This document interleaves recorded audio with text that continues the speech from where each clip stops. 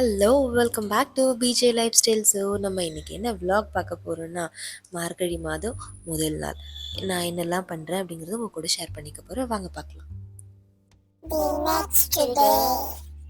மார்கழி மாதம் முதல் நாள் இன்றைக்கி செவ்வாய்க்கிழமை. ஸோ அதுக்காக நான் விடியற் காலையிலேயே 3 மணிக்கு எழுந்திரிச்சு பிரம்ம முகூர்த்தத்தில் விளக்கு வைக்கணும் அப்படிங்கிறதுக்காக 3 o'clockலாம் அலாரம் வச்சு எந்திரிச்சாச்சு. எந்திரிச்சு தண்ணி வச்சுட்டு ப்ரஷ் பண்ணிவிட்டு நம்ம வேலையை பார்க்கலாம் அப்படின்னு சொல்லிட்டு காலையில் 3 o'clock எப்போவுமே யூஸ்வலாக வந்துட்டு நான் வந்து 8:30க்கு தான் எந்திரிப்பேன். ஸோ பட் இப்போ நான் எப்போவுமே இந்த வருஷம் மட்டும் கிடையாது, நான் கிட்டத்தட்ட ஒரு 12 இயர்ஸாக அந்த மார்கழி மாதத்தில் விளக்கேற்றுறதுன்றது பண்ணிட்டு தான் இருக்கேன். பிஃபோர் மேரேஜ்லேருந்து நான் இதை வந்து செஞ்சுட்டு தான் இருக்கேன்.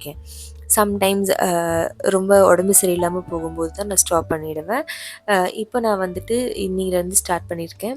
ஸோ நான் எப்படியெல்லாம் வந்து நான் என்னோடய டேவை வந்து நான் வந்து கொண்டு போகிறேன், இந்த மாதம் முழுவதும் உங்கள் கூட நான் வந்து என்னோடய மார்கழி மாதத்தை ஷேர் பண்ணிக்க போகிறேன்.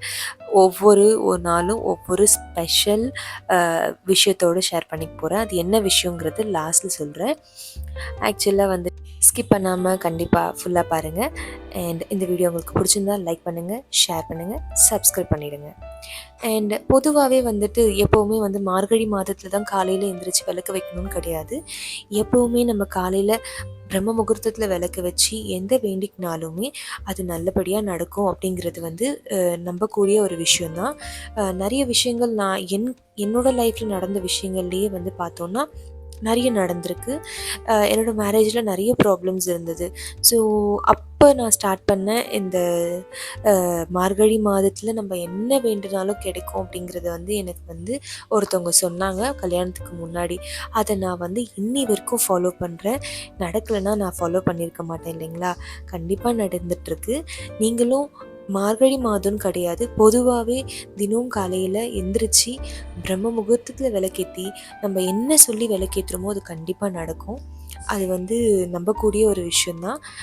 நீங்கள் வேணும்னா ட்ரை பண்ணி பாருங்கள். காலையில் நான் எந்திரிச்சு குளித்து முடிச்சுட்டு வெளியில் நேற்று நைட்டே வந்து நான் வீடு ஃபுல்லாக வாஷ் பண்ணி க்ளீன் பண்ணி வச்சாச்சு. இருந்தாலும் மார்னிங் ஒரு தடவை வந்து தண்ணி சும்மா அப்படி இது பண்ணி ஸ்ப்ரிங்கிள் பண்ணி தொடச்சி விட்டுட்டு கோலம் போடலாம் அப்படின்னு ஸ்டார்ட் பண்ணிட்டேன். எப்போவுமே குளிச்சுட்டு வந்து தான் நம்ம கோலம் போடுறது நல்லது.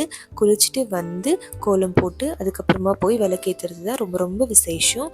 நம்மளை வந்து நம்ம கடவுளை வந்து நம்ம வீட்டுக்குள்ளே எப்படி கூப்பிடணும்னா நம்மளும் சுத்தமாக இருக்கணும், நம்ம வீடும் சுத்தமாக இருக்கணும். அப்படி கூப்பிட்டா தான் கடவுள் நம்ம வீட்டுக்குள்ளே வருவாங்க. கரெக்டு தானே? ஸோ அதனால் எனக்கு தெரிஞ்ச கோலம், எனக்கு தெரிஞ்சதெல்லாம் இந்த ஒரு கோலம் தான். சுற்றி நான் இதையே தான் போட்டுட்ருப்பேன். ஆனால் வந்து கோலம் கற்றுக்கணுன்னு ஆசை தான். இந்த ஒரு கோலம் தான் எனக்கு தெரியும்.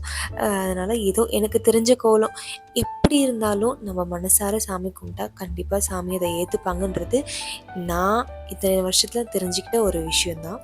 ஸோ எனக்கு தெரிஞ்ச மாதிரி ஒரு கோலத்தை போட்டுட்டு அப்படியே வீட்டுக்குள்ளே போனோன்னா, நான் வந்து நேற்று நைட்டு பூஜை சாமான்லாம் வாஷ் பண்ணி வச்சுருந்தேன். இன்றைக்கி அதுக்கு எல்லாமே ரெடி பண்ணிடலான்னு சொல்லிட்டு எல்லாம் ரெடி பண்ணி முடிச்சாச்சு.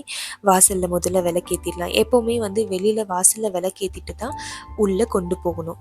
ஸோ நான் நிலவாசலில் விளக்கு ஏற்றிட்டு அதுக்கப்புறம் எங்கள் வீட்டில் துளசி மாடம் இருக்குது, துளசி செடி இருக்குது.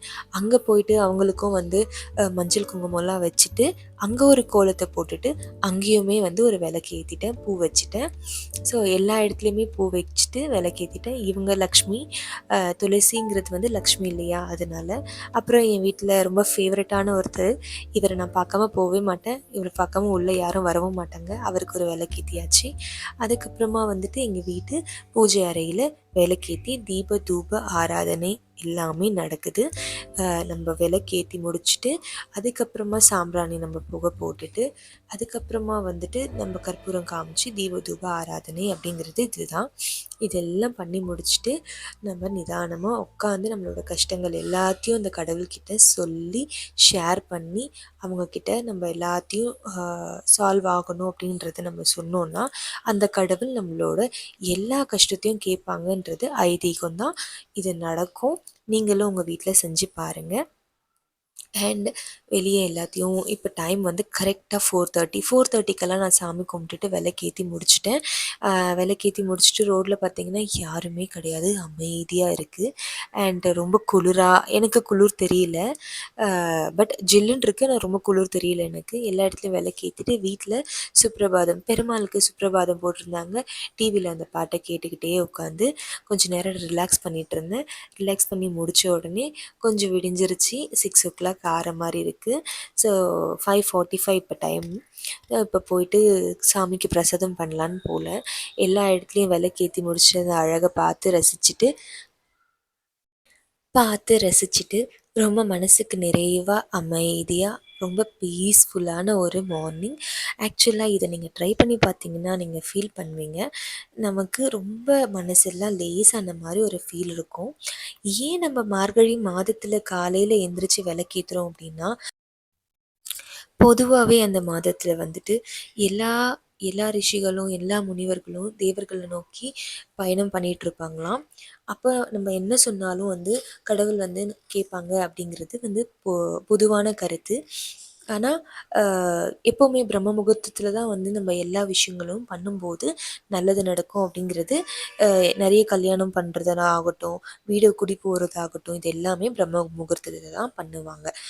அதனால நம்ம வீட்லயும் வந்து ரொம்ப கஷ்டம் இருக்கு, இல்ல வந்து ஒரு மாதிரி மனசெல்லாம் ரொம்ப இதுவா இருக்கு, பாரமா இருக்குன்னும்போது, கண்டிப்பா நீங்க பிரம்ம முகூர்த்தத்துல விளக்கேத்திட்டு வந்தீங்கன்னா, உங்க வீட்ல இருக்க கஷ்டங்கள் எல்லாம் குறைஞ்சு போயிடும். வீட்ல அடிக்கடி சண்டை வருது, அதெல்லாம் கூட வந்து மறைஞ்சு போயிடும். ஸோ, இப்போ வந்துட்டு நான் என்னோட அதே மாரி ரொம்ப பதட்டமா நான் 4:30க்கெல்லாம் விளக்கேத்திடணும், பிரம்ம முகூர்த்தம் போயிடும் அப்படின்னு சொல்லிட்டு நெனச்சுக்கிட்டு யாரும் அவசரமா யாரும் விளக்கேத்தக்கூடாது. நிதானமா, பீஸ்ஃபுல்லா ஏத்தணும். ஒண்ணும் பிரச்சனை இல்ல. 5:30 வரைக்கும் நமக்கு டைம் இருக்கு. அது வரைக்கும் நமக்கு டைம் இருக்கு. நிதானமா நம்ம வேலைகள்லாம் பார்த்துட்டே பண்ணலாம். கடவுள் யாரையும் அவ்வளோ அர்ஜென்ட்டா வந்து பண்ணணும்னு சொல்லல. இங்க நான் வந்து சாமிக்கு பிரசாதம் நெய்வேத்தியம் பண்ணிட்டுருக்கேன். இன்னைக்கு வந்து என்னால முடிஞ்சது கேசரி தான் இன்னைக்கு பண்ணி சாமிக்கு வைக்க போறேன். ஸோ சாமிக்கு எடுத்துகிட்டு போய் வச்சுட்டு நெய்வேத்தியம் பண்ணிவிட்டு, அதுக்கப்புறம் வந்துட்டு காலை டிஃபன் செய்யலாம். இன்னும் குழந்தைங்க யாரும் எந்திரிக்கல. அதனால வந்துட்டு அவங்கலாம் எந்திரிக்கிறதுக்கு முன்னாடியே நம்ம டிஃபன் செஞ்சிடலாம் அப்படின்னு சொல்லிட்டு டிஃபனுக்கு ரெடி பண்ணுறதுக்காக போயிட்டுருக்கேன். இங்கே நெய்வேத்தியம் வந்து சுவாமிக்கு நெய்வேத்தியம் வந்து எப்போவுமே குடுக்கும்போது நம்ம பஞ்ச பாத்திரத்தில இருக்க தண்ணி எடுத்து அவங்கள சுத்தம் பண்ணி எடுத்துக்கோங்க அப்படின்னு சொல்கிற மாதிரி, அதனால தான் பஞ்ச பாத்திரத்துலேருந்து தண்ணி எடுத்து அதில விடுறோம். நம்ம எவ்வளோ தான் சுத்தமாக செஞ்சாலும் நம்ம எடுத்துகிட்டு போய் வைக்கும்போது அந்த தண்ணியை வச்சு சுத்தம் பண்ணணும் நம்ம. ஸோ அதுக்கப்புறம் வந்து நான் வந்து பயங்கரமாக என்ன சொல்கிறது, வயிறு வந்து ரொம்ப பசி எடுக்க ஆரம்பிச்சிச்சு. அதனால வந்துட்டு ஒரு காஃபி சாப்பிடலாம் அப்படின்றதுக்குள்ளே அவரும் எந்திரிச்சிட்டாரு. ஸோ 2 பேருக்கும் ஒரு காஃபி சாப்பிட்லாம் அப்படின்ட்டு காஃபி வித் லவ் அப்படின்னுட்டு எங்கள் டே வந்து ஸ்டார்ட் ஆச்சு. ஸ்டார்ட் ஆகிட்டு அதுக்கப்புறம் நான் வந்து இந்த பக்கம் வந்து மார்னிங் டிஃபனுக்கு வந்து இட்லியும் ஒயிட் குருமாவும் வந்து பண்ணியிருக்கேன். அதுக்குள்ளே வந்து எனக்கு நேற்றுலேருந்து ஒர்க் பண்ணதுனால பயங்கரமாக நீ பெயின் வந்துருச்சு. ஹீல் வந்து அவ்வளோ பெயினாக இருக்கும், கீழே ஊனவே முடியாது. அதுக்காக அவர் கொஞ்சம் எனக்கு வந்து ஹெல்ப் பண்ணார். அண்ட் அதுக்கப்புறம் வந்து இட்லி ரெடி ஆகிடுச்சு. காலைல டிஃபன் நாங்கள் 8:00 இன்றைக்கி சாப்பிட்டுட்டோம். நான் உங்கள்கிட்ட வந்து ஒரு விஷயம் சொல்லியிருந்தேன் இல்லைங்களா? ஆமாங்க. இந்த மார்கழி மாதம் முழுவதும் நான் ஒவ்வொரு நாளைக்கு ஒவ்வொரு திரியில வந்து விளக்கேத்த போறேன். அது என்னென்ன திரி என்னென்ன மாரி பலன் கொடுக்கும் அப்படிங்கிறத உங்களுக்கு சொல்லப் போறேன். நாளையிலருந்து ஸ்டார்ட் ஆகப் போது. கண்டிப்பா மறக்காம இந்த சேனல சப்ஸ்கிரைப் பண்ணிக்கோங்க, லைக் பண்ணிக்கோங்க, ஷேர் பண்ணிக்கோங்க. பாய்.